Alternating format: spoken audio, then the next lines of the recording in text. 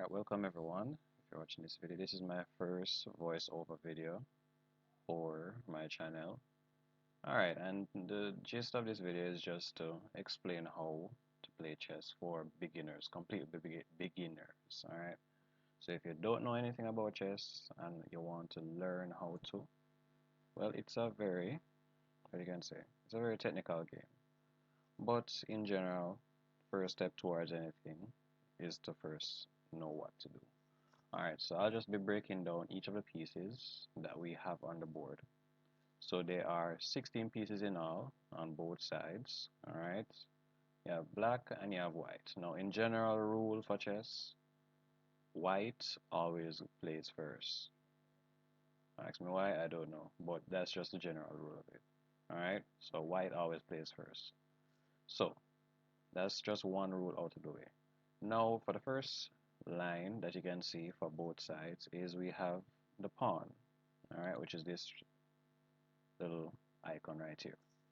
All right, so the pawn, it moves forward. All right, it only marches forward. Now, how it moves, you can either move it one space going forward. All right, now in general, the pawn always moves one space at a time. All right, always one space. Now, there are some exceptions to the rule. If the pawn is starting off, so for example, this pawn right here that I just moved. Alright, let's say for example I'm moving the king's pawn. If I'm just moving it for the first time, I can move it two spaces at the start. Alright, two spaces at the start. That's the only time a pawn is able to move two spaces in front of it. Alright, or two spaces forward. Alright, that's the only time if you're just moving the pawn. Otherwise, if you move the pawn one space at the start, going forward you can only move it once. Once going forward, you can't jump two spaces again. Alright, so that's the pawn for you. The next one that we have is the queen. Alright, which is the most popular piece, which everybody should be aware of. We have the queen. So the queen is the most powerful piece on the board. Alright, now some persons come with the conception or the misconception that if you lose your queen, you basically lose the match, which is not always the case in most circumstances, because I've played games where I've lost my queen by blundering, which we all do, alright, but eventually come out on top. So in general, the queen moves any direction, alright, any direction, sideways, sideways, forward, alright, diagonal. In general, the queen moves anywhere, any direction. So it doesn't matter which direction you go. Alright? Could be horizontal, vertical, diagonal. The queen moves anywhere she please. So that's why it's the most versatile and powerful piece on the board. So that's why most persons think that if you lose the queen, you basically lose everything, which is not entirely true. Yes, you'll be losing a lot of points, but all hope is not lost. Alright, the next piece that we have is the bishop. Now the bishop, now first thing you need to notice is that you have two bishops. One is on a dark color tile and one is on a light color tile. Now for the bishop, it can only move diagonally on whichever tile color it is on. So it cannot switch colors. So for example, the dark squared bishop, it can move anywhere diagonally. Anywhere diagonally, the dark square bishop can move. It can go forward diagonally or it can go backwards. Once it's on a diagonal, the bishop can move.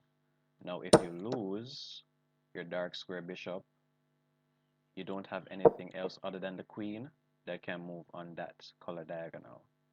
Alright? So, for example, your light squared bishop, as I mentioned before, it can only move on the light square. So if you lose your dark square bishop, you'd be at a disadvantage in, for example, in what we call the end game. If you notice that his pawns are on the dark square and you have no other means to attack it if you only have your light square bishop. You would have chances later on, but in general, That's one a disadvantage that you'll be having later on. So that's two things to note. So you have two bishops, one is a dark one is a light one. They can only move diagonally on whichever color tile they're designated, meaning they can't switch colors. They only can work with what they're given. Alright? Alright, so we've been over the pawns, we've been over the queen, the two bishops. Alright, now your king is not the most powerful piece, but it's the most important. So if your king is trapped or what we call checkmate, meaning he can't move anywhere, that's when you lose the game. So by right, the most important piece on the board is the king. So what you need to know is that no matter what, your king takes priority, no matter what you're doing in the game. So if you realize that your king is in danger, you need to get him out of danger. Now, this is just a beginner run through, so I won't be going into details as to how to protect the king and all of that. We'll have that later on. But in general, the king can only move one space in any direction, as long as he's not in check. So for example, if I move my king and then, oh, it's my turn. All right, let's say for example,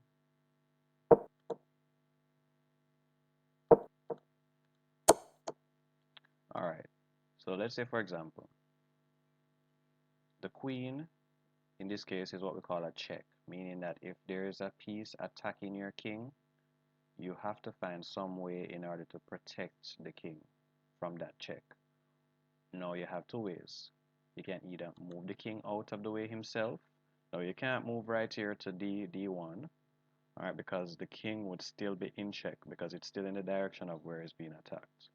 Alright, so you can either move into E1, or in this case, since as the queen is right in front of my pawn, now this is another thing you need to know if you're a beginner. You can take a piece using a pawn if it's diagonal. For example, so you can't take a piece that's in front of you. So if this pawn was right here, I couldn't do anything. They're basically just butting heads. They're not going anywhere. No, the only time you can attack a piece using a pawn is if it is diagonal, alright, to it. So for example, in this case, I can take his queen because it's diagonal to my pawn, alright. So you can either take the piece that's attacking your king, or you can block it.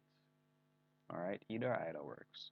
Alright, but in most cases, since as you don't want to lose material and be at a disadvantage, the safest thing sometimes to do is to just move the king out of the way. Alright, now in this case, it's a free queen. Alright, might not be the best example, but it's just a basic rundown. Alright, so we've been over the king. So remember, one space in any direction. One space in any direction. So you can move here, you can move here. One space in any direction as long as he is not in check. Alright. So we've been over the king, the queen, the bishop. Alright. Now time for what you can call the most complicated piece, which is the knight. Now the knight follows a specific pattern. Alright. So the easiest way to explain it is to just understand the letter L. So starting from where the piece is, just draw the letter L using 4 tiles on the chessboard. So from where it is, that would be 1 tile. All right, 2, 3, 4. All right, that's the letter L. If you can see it, imagine it. All right, imagine there's a letter L right here. So then I can either come here, or you can do the reverse. Letter L in the next direction. So starting where the knight is, just draw the letter L using 4 tiles. So 1, 2, 3, 4. Alright, that's an L. Now, it might seem a little complicated sometimes using the knight to attack certain pieces, but just remember, it moves in a L format. So, this is a L right here. Alright, And going forward is the same pattern. So just follow where the L would be.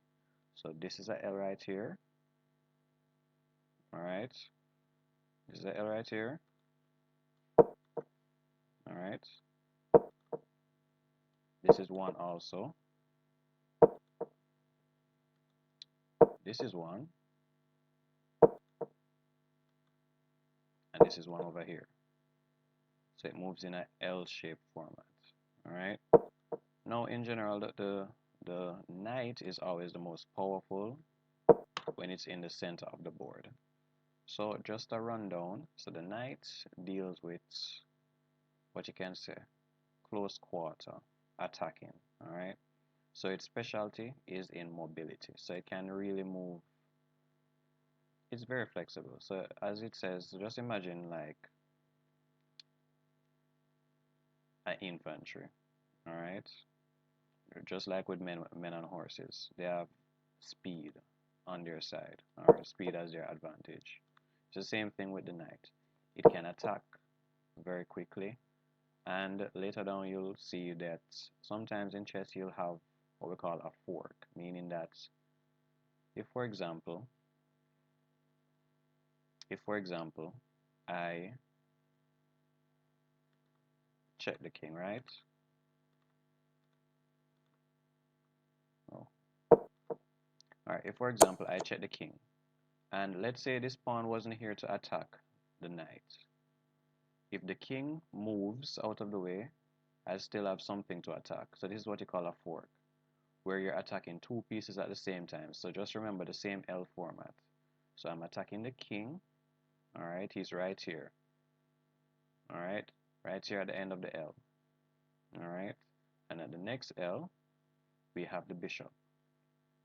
So most times what you see persons do, or what I would like to do, I'd like to attack the rooks. So sometimes based on the positions of some of the rooks in games, all right, I can see where I can either get a free rook using a knight, which is you're basically looking for numbers to be an advantage. So you're trying to see which piece, which of the most powerful piece of your enemy you can take out. So in this case, it's an even trade. You're getting a knight for a bishop. All right, you're not really. But in general, the rule of thumb in chess is not to give up a knight. What was it going? All right, not to give up a bishop for a knight without a good reason. But in this case, you can just take it. All right. Remember, we're at beginner's course, so we're not really looking for anything too technical. All right, which piece is it again? Oh, oh, I forgot. All right, so the king is in check, so he has to move. And the only place he can move is right here. Because look, he can't move here because he'll still be in check. He can't come here. Oh, he can come here. All right, yeah, he can come here. Or, as I mentioned before, you can either attack the piece that's attacking your king. So you have three ways of doing it. You can more than three. All right, yeah, you have three. All right, so you can either take using the pawn, all right, which was there. You can take using the queen, which was there, and you can also take using the bishop. All right, so you have multiple ways of attacking the piece that was keeping your king in check. All right, but all right, let me not ramble on anymore. Now for the final piece, we have what we call, oh, all right, so for our final piece, we have what we call our rook. So the rook can move in any direction, vertically or horizontally. Or in just layman's terms, it can move anywhere up or down. All right. So anywhere horizontally, so all these squares, as long as there's nothing blocking the rook, he can move in that direction. So any space going up or down. All right, vertically or horizontally, it doesn't matter where. All right, and that is basically the introduction to how to play chess for beginners. All right, I know it wasn't, well, it was the best I could do at this moment. I'm not the best when it comes to explaining certain concepts, but I hope I did. well enough for most of you to understand. It might be a little bit what you can call dumbed down by a lot, but I like to keep things simple. Alright, no need for any complicated stuff. Alright, but if you like this video, just comment in the comment section, tell me what I can improve on. And yeah, just see you in the next one.